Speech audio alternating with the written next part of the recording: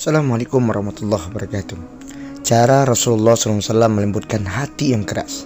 Suatu hari, seorang laki-laki datang mengadu kepada Rasulullah SAW tentang hati yang keras atau qaswatul qalb. Nabi SAW menjawab tentang pertanyaan seorang laki-laki tersebut. Jika kamu ingin melunakkan hatimu, maka berilah makan orang miskin dan usaplah kepala anak yatim. Hadis riwayat Al-Hakim dalam Al-Mustadraknya. Sahabat dirahmati Allah Subhanahu wa taala, Rasulullah menganjurkan orang yang keras hatinya untuk melatih diri menempati dengan orang yang lemah lembut. Empati tersebut diwujudkan salah satu dengan memberi makan orang miskin. Makan adalah di antara kebutuhan primer setiap manusia. Penghasilan orang miskin sering hanya bisa mencukupi keperluan pokok tersebut tanpa bisa menambah kebutuhan sekunder yang lain.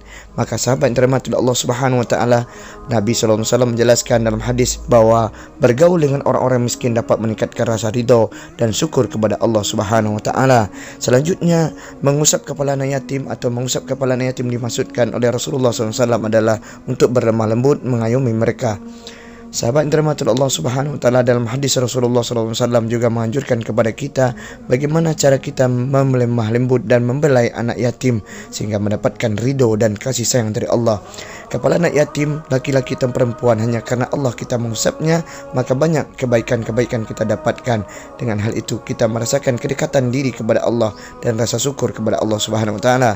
Allah memberikan kebaikan pada orang-orang mengusap kepala anak yatim, maka dengan itu adalah kebaikan tersebut dihitung oleh Allah Subhanahu wa taala dari helai rambut yang ada di kepala anak yatim tersebut. Sebanyak apa kebaikan seseorang kepada anak yatim, sebesar itu pula Allah berikan kebaikan kepada dirinya.